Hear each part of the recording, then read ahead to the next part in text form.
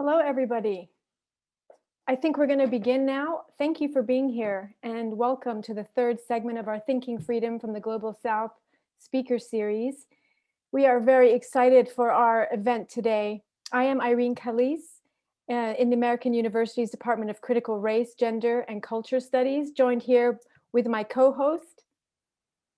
And I am Malini Ranganathan. I use she, her pronouns, and I am faculty director of the Anti-Racist Research and Policy Center at American University. The title of today's event is Wasted Lives, Wasted Lands, and Racial Capitalism, a decolonial feminism response to the politics of extraction and suffocation. It features our keynote, Dr. Françoise Vergès, who is joined by Dr. Janine Jones, and they will be introduced shortly. It's truly an honor that you are here with us. The Thinking Freedom from the Global South series is a collaborative venture co-sponsored by the Anti-Racism Center, the Department of Critical Race, Gender, and Culture Studies, and the Women's Initiative of AU Student Government. And I want to really add here that the series is the brilliant brainchild of Irene Calise, and none of this could have happened without her incredible connections with radical activists and scholars around the world. So thank you sincerely, Professor Calise. We are really indebted to you, and I'm excited to be here with my entire environmental justice graduate course. We also want to sincerely thank Professor Eileen Findlay, Chair of CRGC, Chelsea Anderson, Director of Special Events in the College of Arts and Sciences, Monica Morin, Senior Administrative Assistant in CRGC, and Dylan Singleton, Website Coordinator in CAS. All of them have been invaluable in helping to make this initiative a reality. Quick announcements before we begin. This event is happening via Zoom webinar, so your video and audio are automatically turned off, but please interact with the panelists via the Q&A feature. And I especially encourage students to submit your questions and identify yourself if that feels okay and comfortable to you. Live captioning is available. Please just press the CC closed captioning icon. Thank you for the closed captioners here today. And finally, this event is being recorded and will be available for viewing and sharing in a few days. Irene, over to you.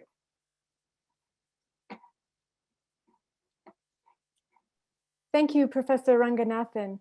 I would like to also add that this series would not be possible without you and your support of this series. And I also think it's worth honoring the formidable leadership that both you and Christine Platt have brought to this center that is truly grounded in a collaborative ethic. You have managed the center in this manner, which is really the heart of anti-racist and decolonial work. So thank you to you and all the really important changes you have made for our community this year.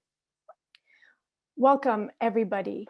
The Thinking Freedom from the Global South series centers the question of human freedom from the perspective of history's underside, those voices we tend not to hear, especially in the classroom today. Perhaps in Fanonian terms, what was called the damned of the earth. Each speaker in this series is engaged in radical intervention across different emancipatory and anti-colonial struggles, and will consider with us how grassroots intellectual actors are thinking about and forging alternative futures. Despite the different contexts and experiences, these communities share a common struggle for land as the basis of our life, for human dignity, and the belief that another world is not only possible, but it is absolutely necessary and urgent. The series is part of a course with the same name that I am offering this semester, and it is these students who really sit at the heart of this initiative. They are my main partners here. It is clear that for these remarkable human beings, this is not just a class. They are deeply committed to the work we are engaged in together. And so I would like to add how fortunate I am to be engaging in these conversations with you all. Today's segment in the series brings into view the gendered politics of emancipatory struggles and asks us to consider what the lens of decolonial feminism brings to humanizing the world we spoke about in our last event with Sabu Sikode and Nigel Gibson. Why speak of a decolonial feminism? How does this commitment attend to the failures of anti-colonial movements that delineate political actors and theorists as male, and have in many instances reproduced the harm and violence of patriarchal values and practices. How is the mainstream women's movement implicated in the colonial politics of our time? We are very, very fortunate to have our featured speaker today to help us think through these issues. Joining us from France, Dr. Françoise Vergès is very much at the forefront of decolonial feminist thought and practice. Françoise, we honor your courage, your wisdom, and the love at the heart of your political work. Thank you so much for being here with us today, especially in the heart of the moments and French politics, and specifically at the moment. Françoise is joined by Dr. Janine Jones, and it is my privilege to welcome Janine as our first esteemed speaker today. Janine Jones, who is a dear friend and a cherished colleague, is an associate professor of philosophy at University of North Carolina, Greensboro.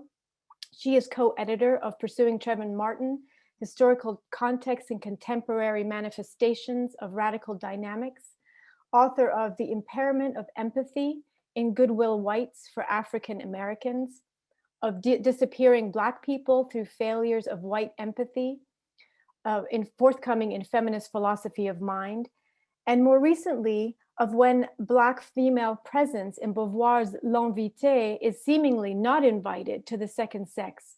She is interested in problems that lie at the intersection of imagination, language, and perception, as especially applied in the racist, race-gendered realms in which we live.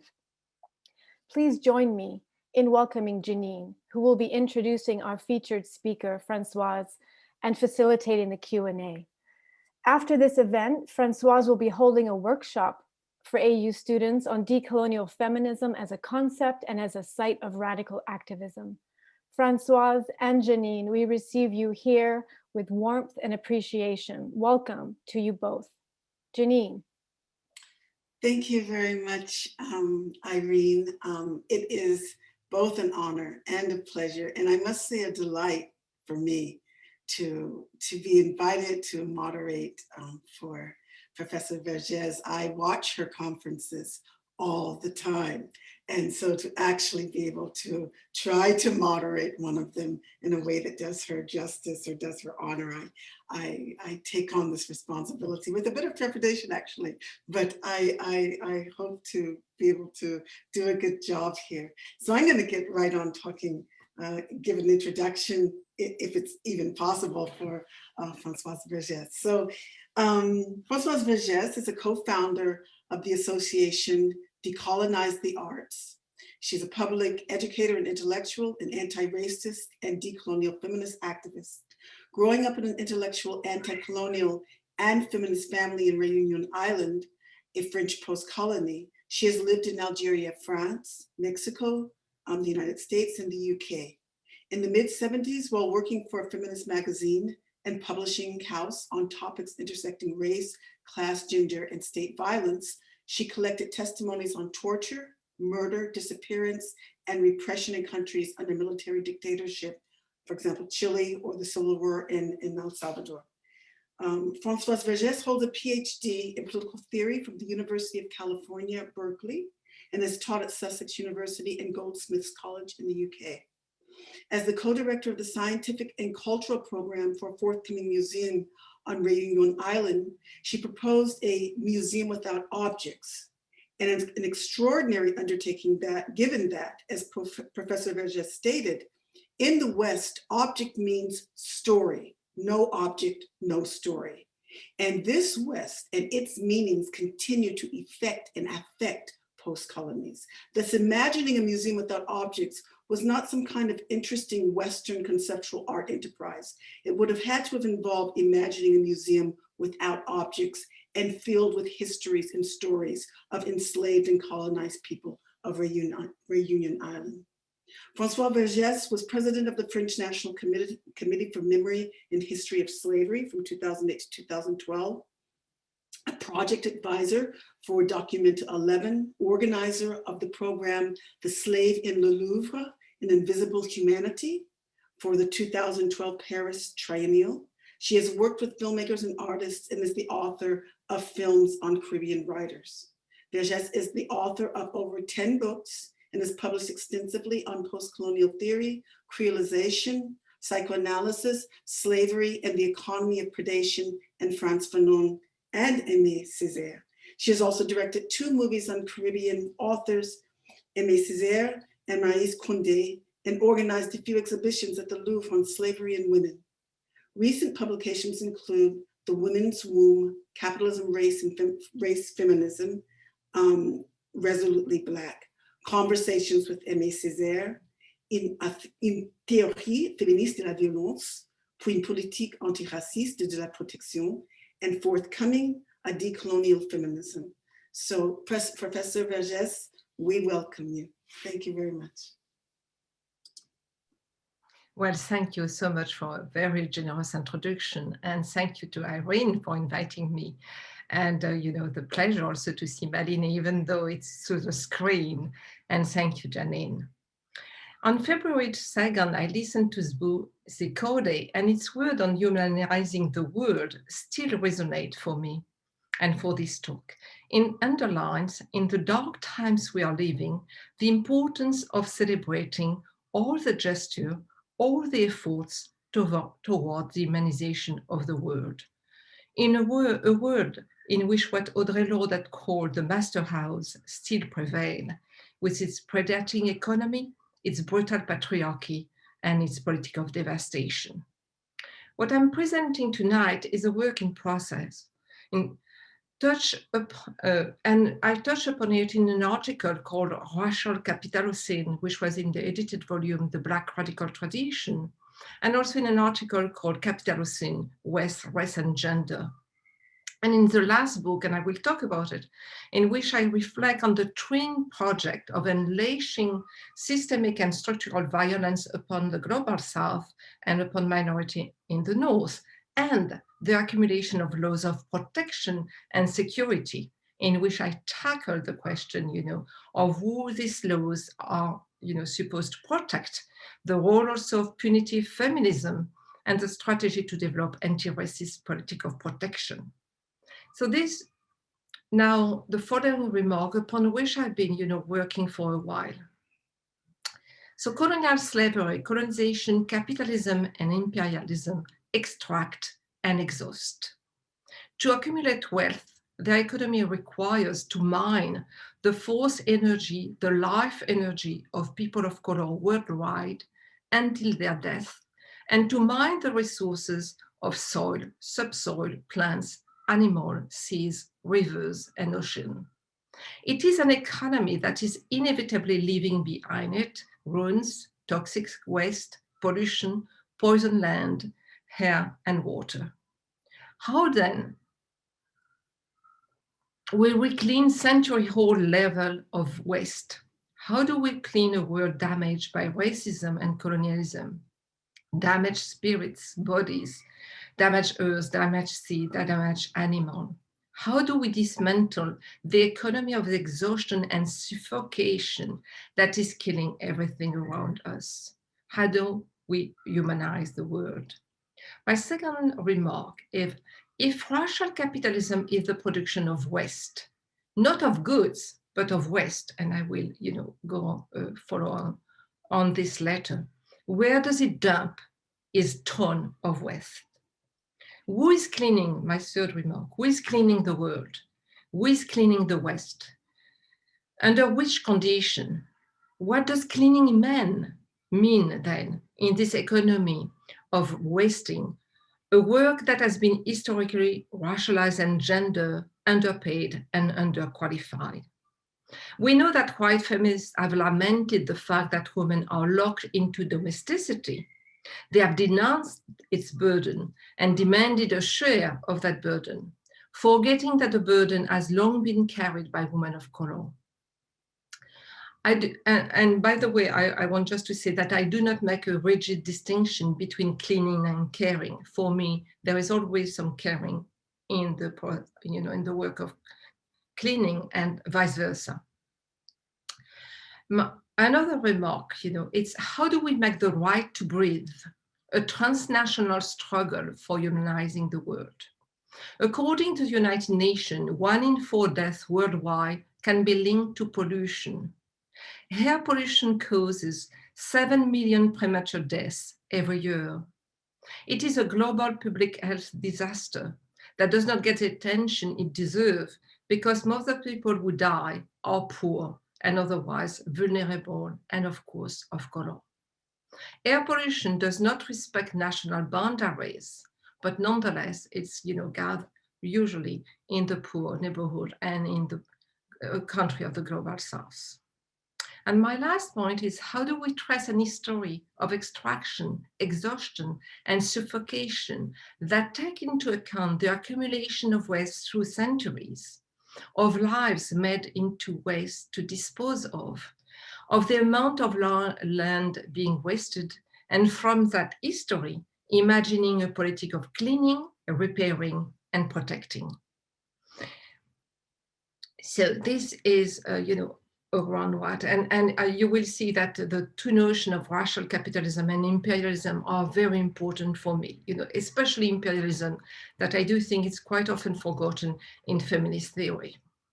So my first, I will go, I will make try to make, in the time I am given, to talk about extracting and exhausting and suffocation.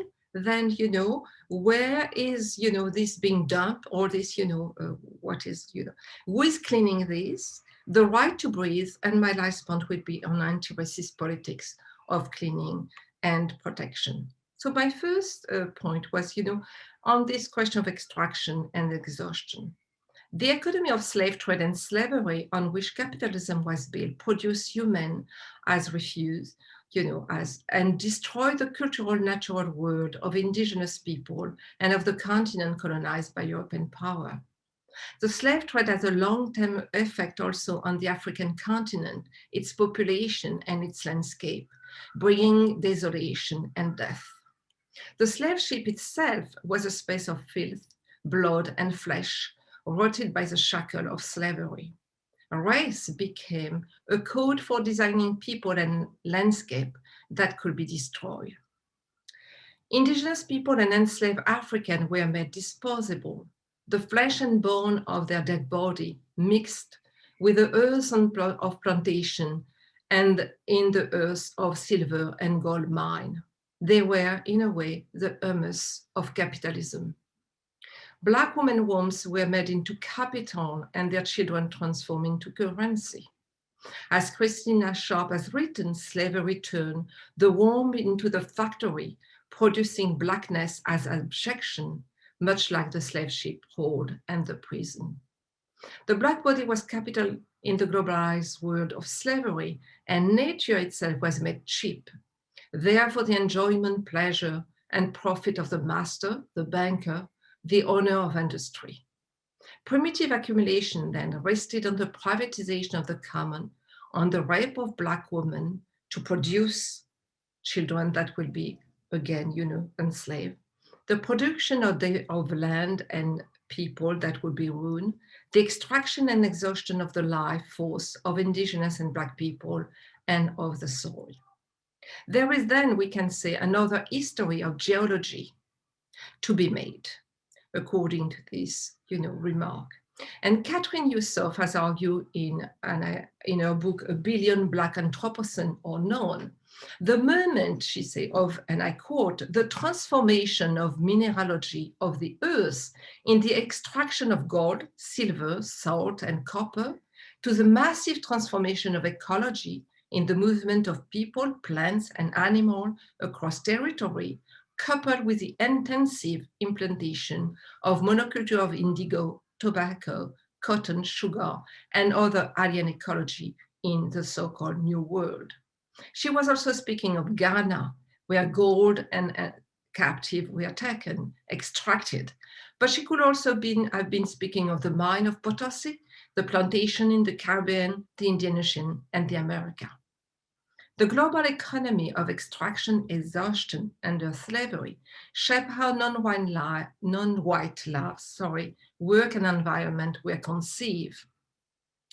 Economy could not exist without a politic. That economy of exhaustion, extraction, could not exist without a politic of terror, torture, and murder. African village and city being burned, communities destroyed, armies practicing rape, burn earth, public torture and death, dismemberment of body, an arsenal of dread and shock. And yet, we have to understand that the impact on the environment, and this is what I'm talking about, this accumulation of, land, of ruined land and people, that sometimes the impact will be in fact being felt much later. Indeed, environmental historian Joachim Renko has shown that the chief problem of colonialism seems to have been not so much its immediate ecological consequence as its long-term impact, the full impact of which became apparent only centuries later in the era of modern technology, and many times only after the colonial state has acquired their independence. And this is just a remark, and I do think that we have to rethink the question of temporality of what will be cleaning and repairing, because in the West, I mean, this idea of you clean and it's a linear, of course, as we know, you will be clean and then it will be you will take away the waste and it will be clean. And I do think that we are working with a multi-temporality, with the past that's need to be clean and repaired, the present, this present, which is being damaged and we have to clean, and already a future, because we know that in the present, things are being destroyed, and for future generation in the global south and minority in the north. So we have to work on this different level of temporality when we think of, politics, our own politics, anti-racist politics, of, cleaning and caring and protecting, against the politic of extraction, exhaustion, and suffocation. So my second point is, where is, all this waste dump? And we have to realize that even during slavery, this was a huge amount, I mean, the mine, the earth being, totally constantly disturbed, the forest being cleaned to install, the plantation of cotton, sugar, and tobacco and coffee, even the wood that was needed to build the slave ship, everything was a constant, devastation. So my second point is, where is this, where does this go? Colonial slavery constructed the plantation, because I'm sorry, I'm connecting also this question of how to dispose, the fact that capitalism is producing waste and slavery produce, and pretend to produce goods and commodities. And so through that also, it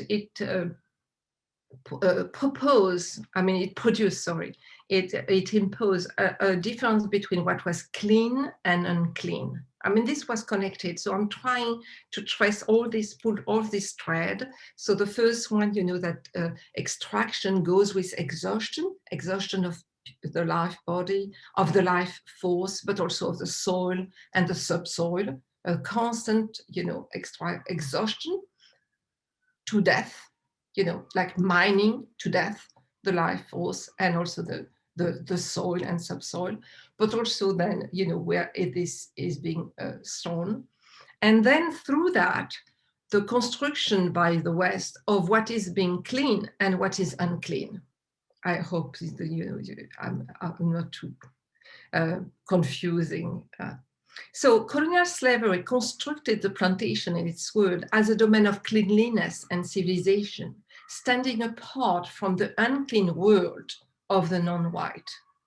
The master house and Europe said the colonial fiction was a cradle of cleanliness and hygiene, two key elements in the making of the discourse of, white supremacy and civilization. Racialization served to make the white world clean while destroying and uncleaning other world. White supremacy created a clean-dirty divide that posited a clean, civilized Europe against a dirty, uncivilized world, even though archives testify to the fact that non-European people were aghast at the uncleanliness of white.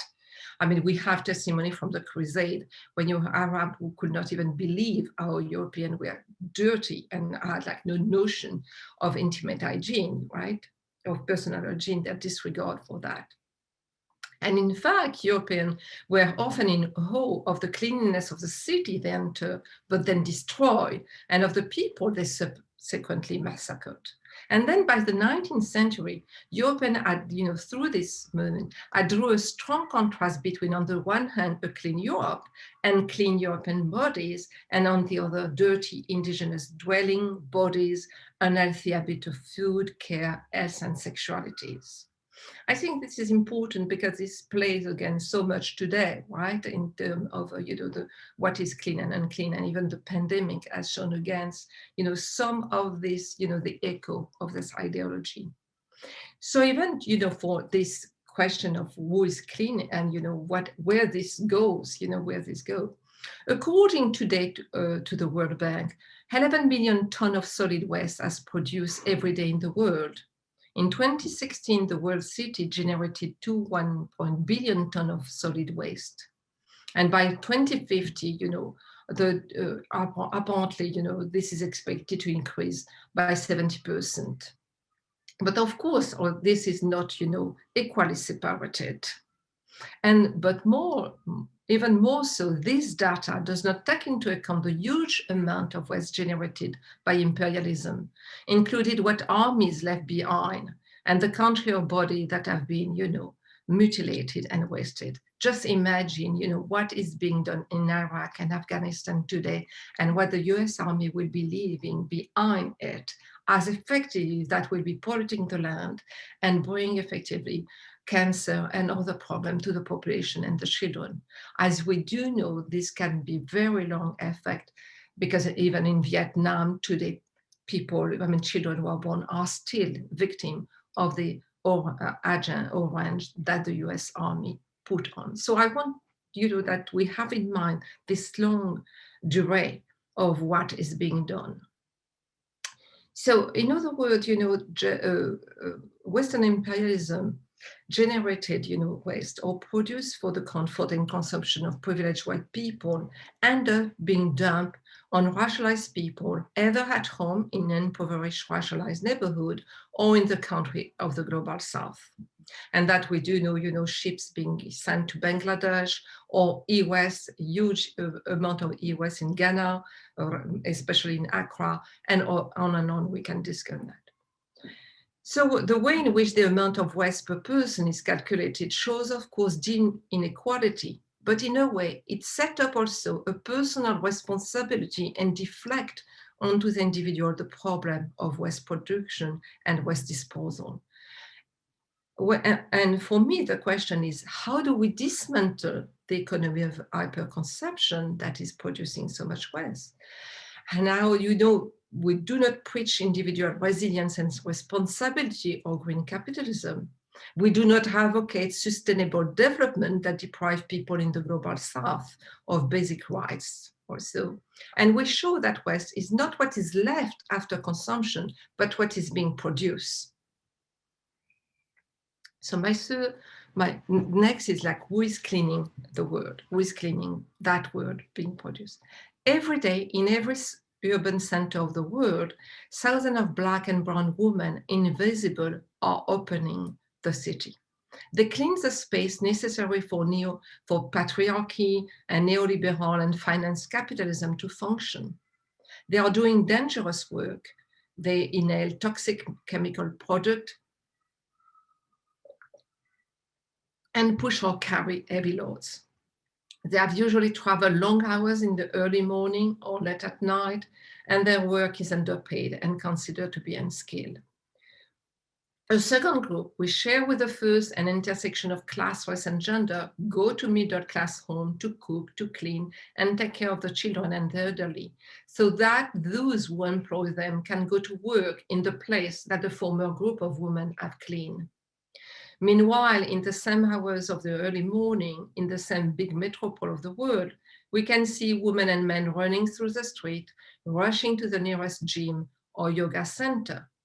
They follow the mandate to maintain healthy and clean body of late capitalism. They usually follow their run or workout with a shower, an avocado toast, and a detox drink before heading to their office or now to their, Zoom moment.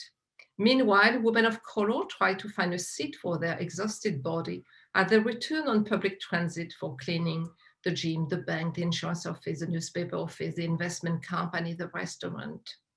They doze off as soon as they sit, their fatigue visible to those who care to see it. The working body that is made visible is a concern of an even growing industry today dedicated to the cleanliness and healthiness of body and mind, the better to serve racial capitalism. The other working body is made invisible, even though it performs a necessary function for the first, to clean space in which the clean ones circulate, work, eat, sleep, have sex, and perform parenting. And this was even clearer during the pandemic, where what was called essential jobs, had to be fulfilled by people who were people of color. So this, there is a dialectical relation then between the white male or female performing body and the racialized female exhausted body, between the visibility of the final product of the cleaning caring and the invisibility along with the feminization and racialization of the worker who do this cleaning caring, between the growing industry of cleaning caring and conception of clean dirty, the gentrification of city and racialized environmental politics. The owner of the performing body, as I say, white, male or female, is expected to demonstrate his willingness to spend long hours at the gym and the office, to work late, This being the sign of the success, the way, in fact, also spending is also the sign of, hyperconsumption. So that body performed neoliberal masculinity in the proudly, underrested body, perpetually speeding through many tasks. The owner of the invisible body is female and a person of color. Her exhaustion is a consequence of the historical logic of extractivism that built primitive accumulation and capital, extracting labor. And indeed, women who clean, whether they live in Maputo, Rio de Janeiro, Riyadh, Kuala Lumpur, Rabat, or Paris, speak of the very little time they sleep, of the long hours devoted to their commute, and of the work they have to do when they return home. So this, the economy of the exhaustion is extremely important to understand and how it is working. It is upon these precarious lives, this endangered life, this worn out body, that the comfortable life of the middle class and the world of the powerful rest. Therefore, the struggle in Black and brown women who work in the cleaning, caring sector, whether in private home or in institution, against sexism, sexual violence, rape, and all kinds of abuse of power, their critique of racial capitalism and patriarchy are absolutely revolutionary. The invisibility of the cleaning job of women and men of color create the visibility of clean home and public space, erasing effectively everything that could disturb that cleanliness. And representation of cleanliness, dirtiness in the world construct a racial spatialization that is not just about the city, but even about the world. Indeed, the accumulation of image of filth and garbage in the global south filled the Western public with horror. Why are these countries so dirty? Can they clean their street? How can human people work in this filthy place? Don't they see that it's bad for their health, for their children? Warning about hygiene and health when traveling to this country had to the construction of a clean world versus an unclean world populated by unclean people. Images of one mountain of garbage, of dirty street, of dirty river, of dirty beach, of dirty neighborhood, of plastic covering field, of people searching through garbage or pushing carts filled with refuse, of children swimming in polluted water, all this in the global south. Such images contribute to the creation of a naturalized division between dirty and clean. added to the proliferation of image as report on effort by government agency and NGO to teach hygiene to this country and these people. But the root cause of all this remains hidden: the legacy of colonialism, of colonial urbanization, and the racial restructuring of the landscape, the structural adjustment program that require government to reduce public expenses, the externalization of polluting industry. The feeling that cleaning that world is an impossible task is slowly ingrained. What becomes a pressing issue then is how to keep externalized pollution for reaching clean areas. The geopolitics of clean dirty draws a line between areas of dirtiness characterized by disease, unsustainable birth rate, violence against women, crime and gangs, and areas of cleanliness, which are heavily policed, and where children can safely play, women can walk freely at night, and streets are occasionally closed to traffic, to allow shopping, dining, and other leisure activity. The clean-dirty division is connected to the militarization and gentrification of city, with poor people of color blamed for the inner dirtiness and driven out of their neighborhood in order to make the city clean. And political discourse around the pandemic, the current pandemic, have shown that hygiene, public health, and protection remain highly racialized. So the right to breathe. The amount of deaths by extraction, exhaustion, and suffocation shows an incredible disregard for the Black and brown life. Racial capitalism decided without a blink that millions of people will be deprived of clean water and clean air, that toxic industry will be built in poor neighborhood, that corporations can lie, dissimulate proof, drag trials for years until people are exhausted. Fatigue, exhaustion, depletion of life energy, lassitude, have long been the weapon of heteropatriarchy, of racism and capitalism, as well as dread, feeling of burnout, and feeling of impotency and weariness. Exhaustion is obtained by fabricating crippling and debilitating conditions of transportation, work, and feeding. Love is impeded. I did even myself saw the exhaustion of body and mind growing up in Réunion Island. I saw also that when the struggle for equality and dignity against racism and colonialism, how this struggle was giving back energy, joy, and desire among people. The exhaustion went away. And then, why effectively by then the state was careful to crush the hope for social justice, using all the tools at its disposal, offering consumption rather than effectively communities, and social life, targeting activists, defamation, censorship, the whole politic of divide and rule, while offering also respectability, abiding to norms, or the weapon of pacification. In France, in fact, it was during the colonial time that what was called then the politic of race, la politique des races, was instituted, the administration through race. So all this, exhaustion was also linked during colonial times and even today with killing by suffocation. During colonial times and during the imperialist war also still, the politics of locking people in cave and starting a fire and letting them suffocate. This, was used all through Africa and North Africa during the Algerian War, during the Algerian conquest, and even today, and during the Vietnam War.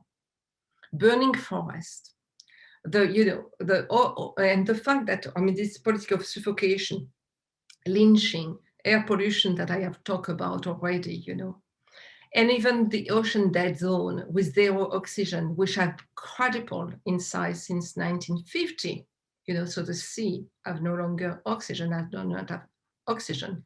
And the number of very low oxygen sites near coast have multiplied tenfold. Forests are burning, we know, shores are disappearing, islands are drowning, and level upon level of waste are asphyxiating the earth and people. But also, perhaps we should also add to that of this, incredible devastation, the fact that not, I mean, the suffocation and death, the politic of death, and the politic of killing even alive is also, upon animals. During, for instance, when you have disease, it's not just the animal which is sick that is being killed, but the entire herd. For instance, in 2018, there were 4.4 billion of cows killed in UK. What I mean is like they are buried somewhere. And then in fact, what has been shown that their corpse links some, toxic fluid that goes into the land. It's like we are sitting on a constant, different level of this toxicity produced by racial capitalism. The United States, in fact, is among the top 10 deadliest countries for pollution-related fatalities, and understanding the magnitude of the pollution crisis should be, much better understood. And in fact, in the United States still, because, I'm talking to people in the United States, an analysis, showed that more than 9,000 federally subsidized property sit within a mile of what is called Superfund site, which is, the most polluted place in the country, place where you have lead, arsenic, and other carcinogens. So the fact of the housing, the connection between where, racialized people are being housed and the pollution, so air, water, land, toxicity, and a hostile and toxic environment is constantly being built. And in fact, we should be aware that the state and army are already preparing themselves, knowing what this will bring. The fact that effectively pollution will mean that they will have to protect more and more the enclave for the wealthy and the white people from effectively this enclave where you can have green forest, clean air, clean water from the place where all this will be polluted. And in the state, the Department of Defense have said, that they are already preparing themselves for what they call the future war over water, food, and energy, and how they will crush this, how they seem very important for them to go on. I think I should, okay, yeah. So my last point, is the anti-racist politic of cleaning and caring, and what we do that. How do we do that? We have, of course, to be aware, as I say, of the politic of protection of hygiene and health that have been, especially also from white feminism, and what they are asking, to protect the way even, protecting children is being presented in a way that, in fact, it's just for small number of children. And here I'm thinking also of what the Palestinian legal scholar Nadira Shalhoub-Kevorkian analyzed as what she called unchilding, that some children will never be children, will never have access to childhood. They can, and she's speaking about Palestine, where children are totally criminalized and treated as adults. But we do know that this is happening for, Black children and also brown children and Asian children. Non-white children all over the world. So even, how this, the question of extraction and the exhaustion of body goes even to children. And so, as I said at the beginning, for me, what is interesting is the accumulation of laws said to be protecting and to protect women and children and other people, and also to protect them from a disease, is in fact a very racialized politics. Is not universal. We do know that, but it's very important to remind ourselves. And how neoliberal and green capitalism remain blind and deaf to the political history of West, to the laying waste perpetrated by racism, and to the role of Black and brown women exhausted body trying to clean. This is effectively what we have to think. And I'm suggested that we have to think about other temporality than, the Western temporality of, and even the temporality that is suggested by the Anthropocene today. So if we look beyond the temporality that has been imposed, what do we see? and I'm talking about cleaning, the time needed to clean the world, to repair what has been broken by slavery and colonialism, which is itself being broken by the ravage of capitalism. So many women, you know, the time taken by women of color to care for their own family, to clean and cook for their own family, and then to commute to the home of middle-class family and clean their house and care for the world.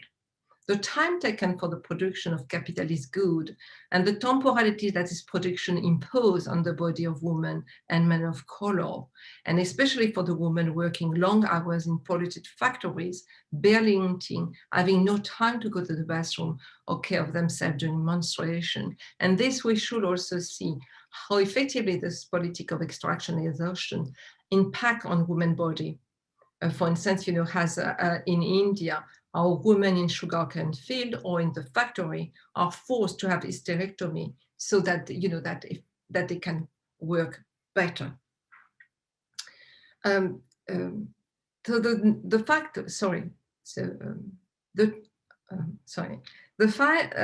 that none of this work is ever really finished because somewhere something is being broken, damaged, wounded. The time for decolonial caring, cleaning, and reparation that has been to us clashes therefore with accelerated time of neoliberalism. So we have to rethink our own temporality. And this is effectively how, as we repair the past, we must simultaneously repairing the current damage that increase the vulnerability to death of millions of people in the global south. The past, in a way, is our present, and it is within mixed temporality that futurity can be imagined, and new politics of cleaning, caring, and protection can be effectively developed. But already, I mean, before, because I think I should leave some time for questions, I do see the strike of women and the organization of people who clean throughout the world as really a vanguard of understanding what is going on and what do they show. That one point. The second one is effectively the incredible organization also against rape and feminicide, and how rape is not just something done by one man onto a woman, but is absolutely part and parcel of the structural and systemic violence that, you know, that colonization, that in fact the West has done, has a politics of domination, that there is no domination without rape. And that rape has always been not just something of masculine, just masculine domination, but something deeply connected with primitive accumulation and with capitalism. So I think I should, yes, I should. There. I do, or I'm wrong? I'm sorry, because I have a hard time to. Sure, we can, thank you. We can go to questions now. Thank you so much, Françoise.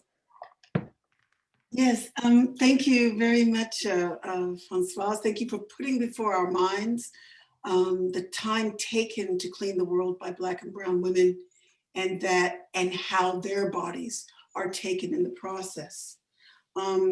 As moderator, I'm going to actually take the first question myself, and then I will go to the audience. And so I will remind people to please put questions in the Q&A box.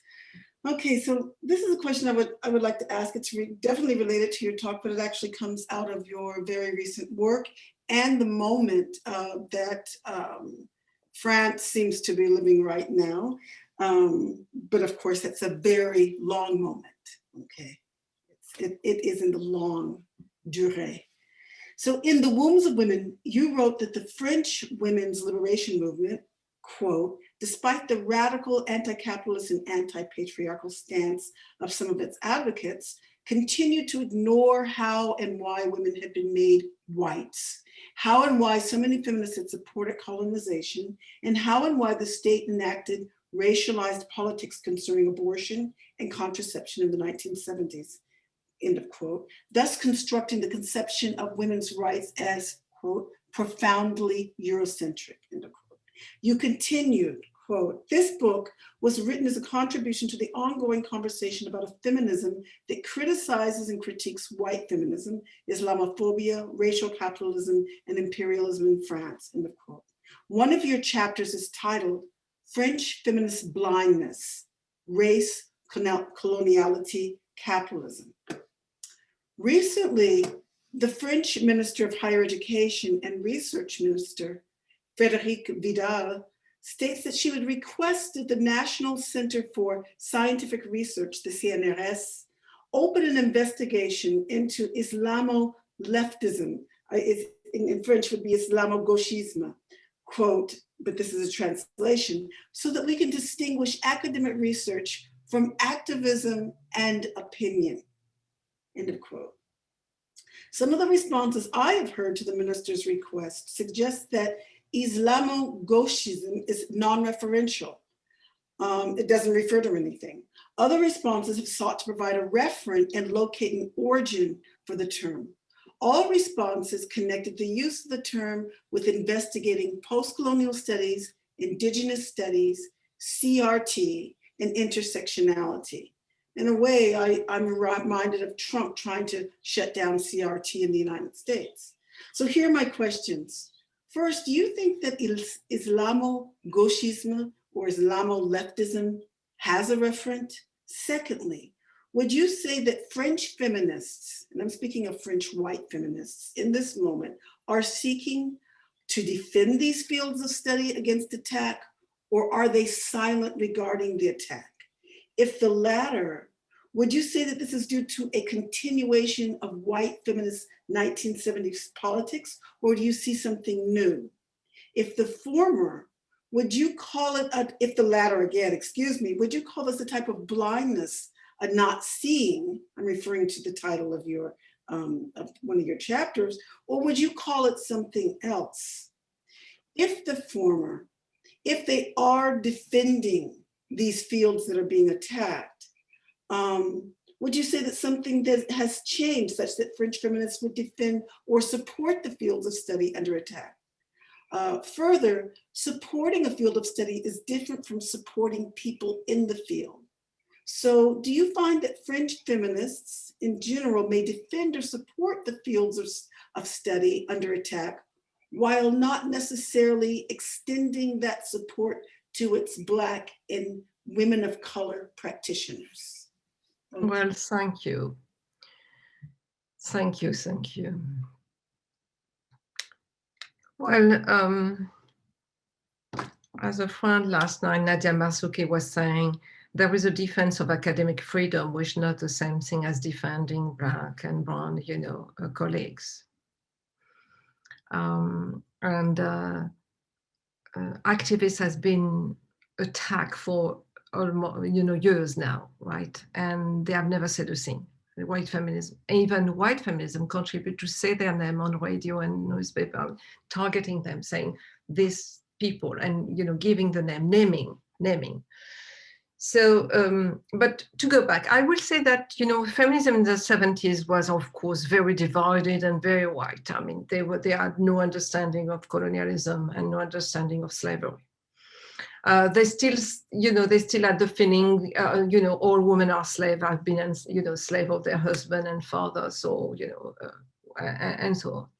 Even, I remember when I say that in their narrative about women's rights, and among them the right to vote, which was so important, which is such a marker in Western feminism, there was a right that white women had, even before having the right to go to university, to be a lawyer, to be a doctor, was the right to own human being.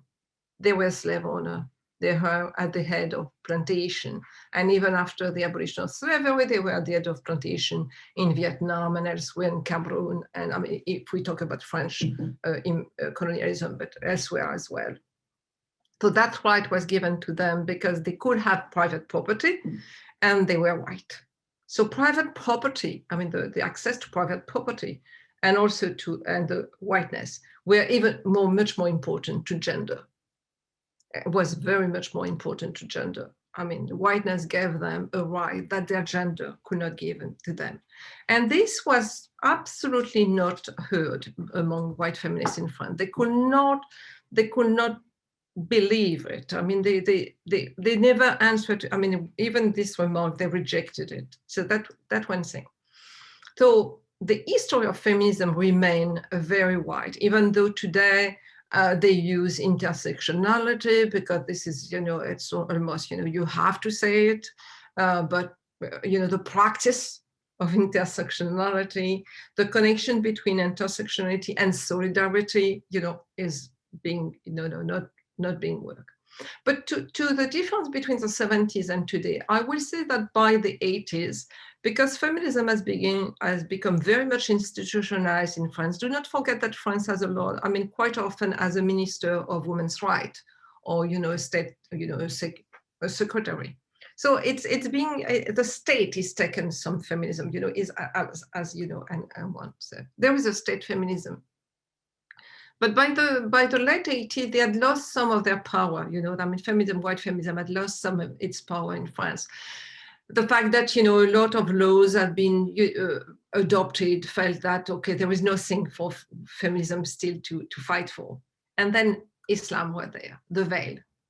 And it gave them an incredible opportunity. It was white feminism in France who started to talk about the veil in 1899. They presented the veil as a very symbol of women's subjugation and submission. They started to talk about Islam as naturally hostile to women's rights by nature, and that Europe was by nature the soil where, equality between men and women was discovered, invented, and imagined.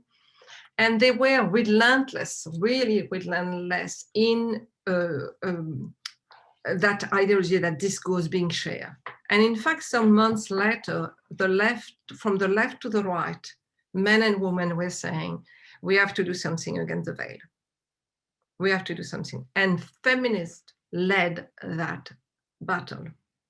And they suddenly got again, incredible place in the media. Suddenly they got named, they got books. They made a career out of, their opposition to the veil.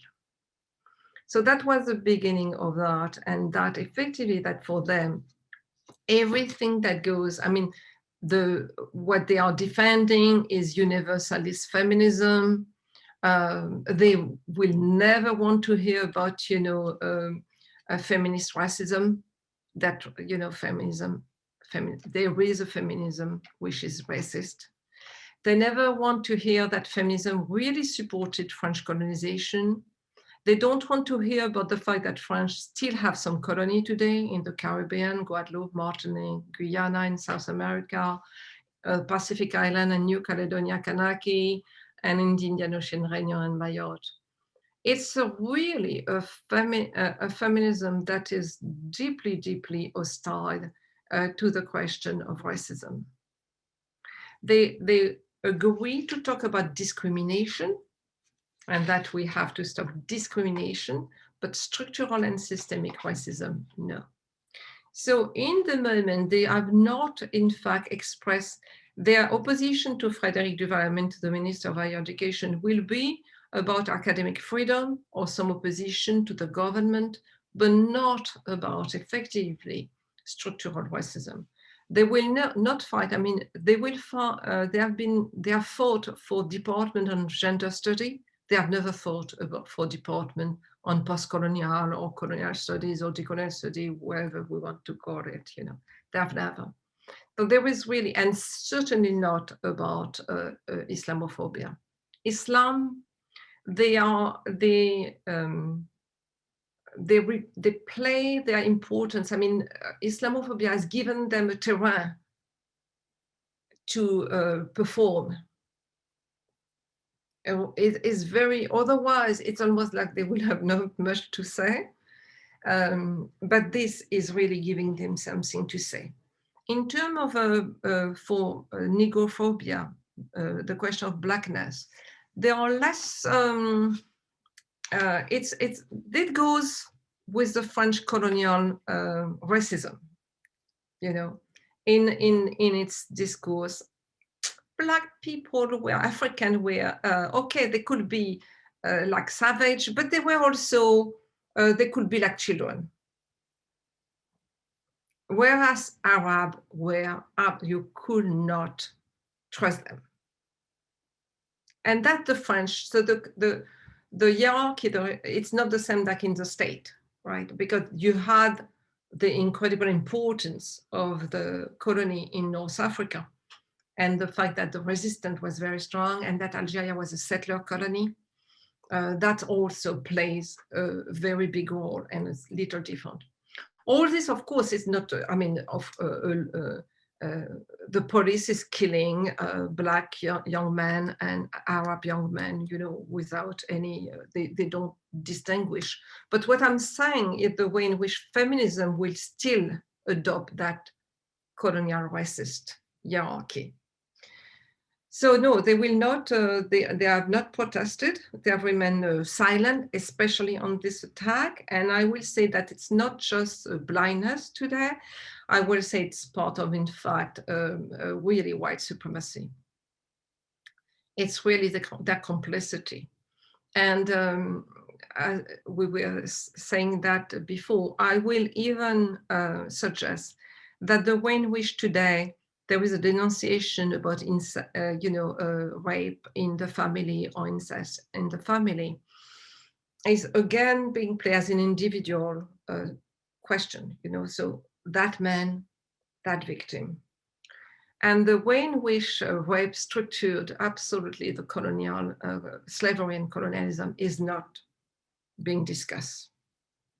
That without rape, they would have, you know, slavery. I mean, they will not have almost survived. I mean, women in Africa, you know, like extraction of their womb, of the children they are born, to put them in the transatlantic slave, rape of women in the plantation, so they will, you know, and the children transform into currency even before they were born. So all this is, you know, and in fact, they are defending a good family, a possible good family where this will not be happening, not looking at the fact that slavery and colonialism have been constantly forbidding Black and brown people to make family, to make kinship, to construct, you know, and the fact that, which I show in the Wombs of Women, that the state allow itself to enter in the private home of Black and brown people that they will not do in the White House. And so denounce, you know, how children are not treated well, there is no hygiene, it's not clean, whatever. And so suddenly the discovery of violence in the bourgeois family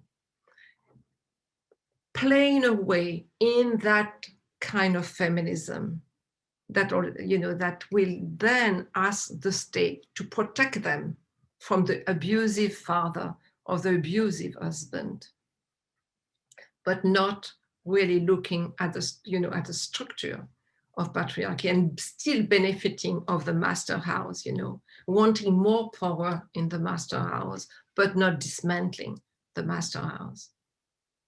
Thank you very much.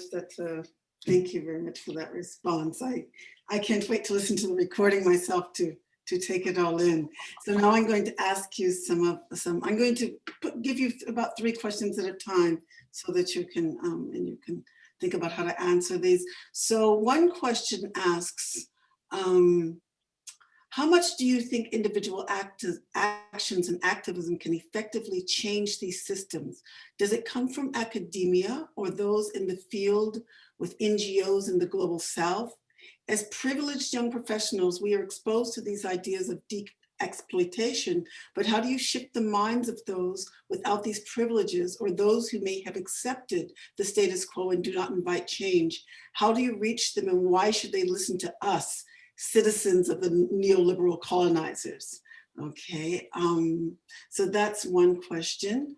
Another is, where does the role of privileged Black and brown women and those who may be upholding these neoliberal hegemonic structures contributing to other women of color's exhaustion, where do they come in? And I'll give you a third one. Let me see. Thank you very, very much for this interesting and inspiring talk. I am a student of Peace and Conflict Studies in Marburg, Germany. I would appreciate very much if you could explain again or elaborate a bit more on your understanding of temporality and what it means for the current struggle of humanizing the world. Mm-hmm.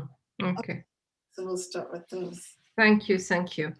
Well, you know, to the first question, if I understand it, is like, what will people do if they go to the South?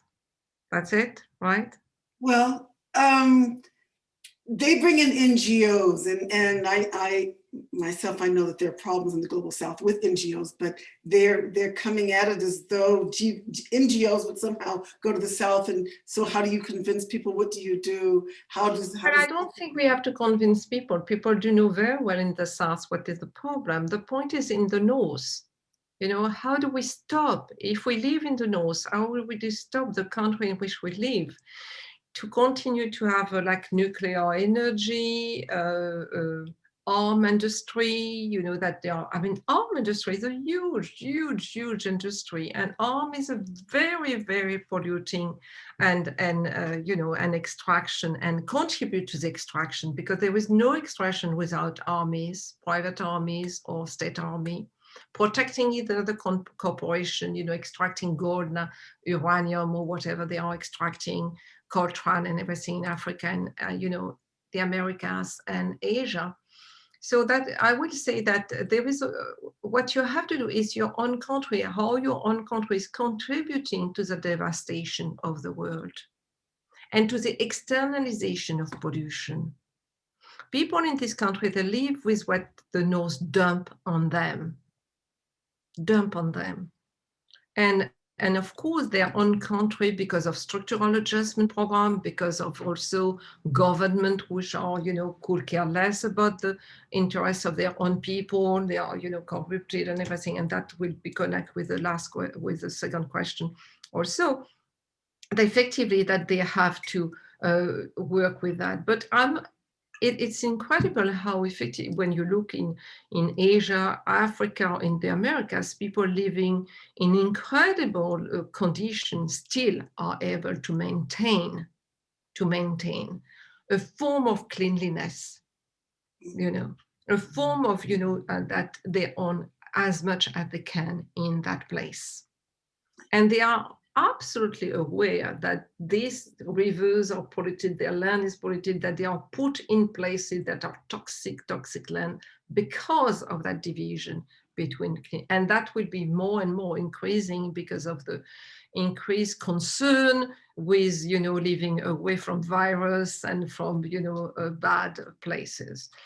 So I will say this, it's the North which is dumping this on the South.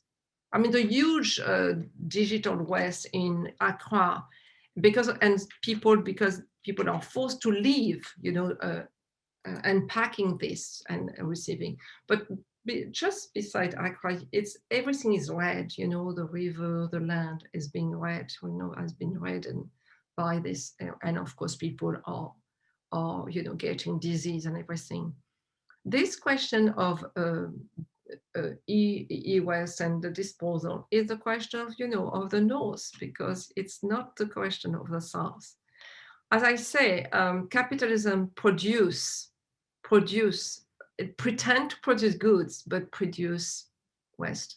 I mean, the studies have shown that in the ton and ton of things being produced, especially, for instance, in the clothing industry, a huge part of this is already seen as being dumped, not even as being sold. So we have to understand, we think that it's just production of goods that we see then in the shops, but it's also in fact production of that, of exhausted body, of exhausted land, exhausted forest. The Black and brown women participating, this is a very good question, because I do think that this model, in fact, of extraction exhaustion is absolutely global today. It was a model set up, but it's true. I mean, you see when you travel in the global South. And in fact, it started almost in the global South, the construction of the city in enclave. And you will move from the very clean enclave to the place where you will be shopping and dining. And this will be protected by armed guards, really armed guards, right? If you go to, many countries in Africa and so on. And so you can move from enclave to enclave and enjoy, for instance, the artifice, of a good life, and then people without that. So that model of the question is effectively neoliberalism is of course still very rationalized, but at the same time, if you agree to be a consumer and consume like anyone else, they will, they will open the door to the Black, brown, gay, queer, and trans. If they will always open some door. I mean, they will not let a lot of people in the living room. Let's not dream, right? But they will, because it's part also. It's very. I read a lot of neoliberal newspaper like Financial Times and things like that to see how they think, and they are absolutely working today for diversity and inclusivity, because they have understood it's part, of course, of the selling communication. So it's true. It's a very good question. It's a very important question, and we have to think about it. We have to think that this model is now global. Even though the North is dumping much bigger amount of waste and is producing much waste, in the South there is trying. And the last question, understanding temporality. Well, it's just because I do think that the temporality in which we work, and in fact the temporality of struggle for dignity, social justice, equality, freedom, I mean, the revolutionary and so on, we're always about the past, repairing the past, like getting rid of something, building the present, but the present was in fact connected to the understanding of the past and the damage and the wound of what the past has done, and preparing for a future. So these three moments, these three temporality were always thought together. It's not, like cut like that with this idea of progress, like unlimited progress, like the West is proposing. It's a deep understanding, and that indigenous people, living everywhere, have this thing that there is that. And the connection also, it goes also with intergenerational connection between the fact that, living with many generations, how do you connect that? How do you work that? Whereas the West will send the elderly in some, place to be forgotten, and then this division. So this understanding that we live with on different level of time, but also with different generation at the same time. That and the elder can bring some memory and some knowledge is very deeply anti-Western. And that is very important to think the kind of practice we can deploy. So very concretely, that means that you cannot talk about a problem today without having an understanding of of the history, how we were brought to that, what were the politics that brought the consentment to that, but also the dissent. How was it made possible that inequality and justice were naturalized and normalized?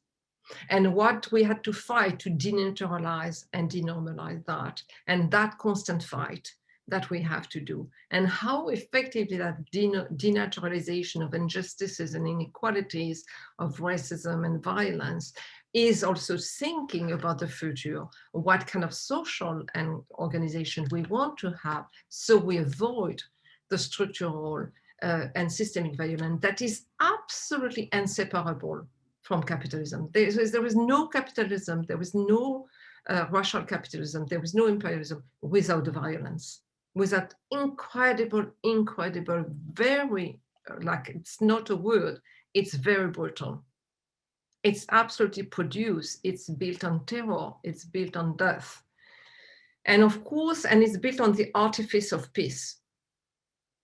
That you can go, the airport are clean, the commercial malls are functioning, and your air conditioning, and there is this feeling of, the possibility.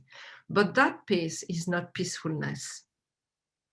it's a piece that also is exhausting by too much light, too much sound, and not even, you know, the space for dreaming, space for imagining, space for, you know, taking the time. There is no, you know, so this also is this question of yeah, how fighting against exhaustion and fatigue, you know, and building this space where you can dream again, and you can and then you can say, no, that's not normal, that's not natural, I can imagine something else. And that has been so important in all the struggle, imagining that, you know, yeah, that was, there is no reason this is, you know, normal, no, this, and so we will fight for something. Thank you so much to both of you. Thank you, Françoise and Janine. I think that's a wonderful note to end, and there we have more questions, which we're not going to be able to get to. If we could please just extend our gratitude to our esteemed speakers today, to Françoise Vergès, to Janine Jones, and all of you who took your time to come and be part of this conversation. And our students will be really fortunate to continue on with you in a few minutes. I want to make sure you get a rest before that, so rather than keep going the conversation. So thank you so much. Please join us next for our next event in this series, continuing on, thinking about radical Indigenous resurgence with one of the most compelling Indigenous voices of our time. On the date is March 24th with Leanne Simpson. Thank you so much, everybody, again, and be well, take care in these times.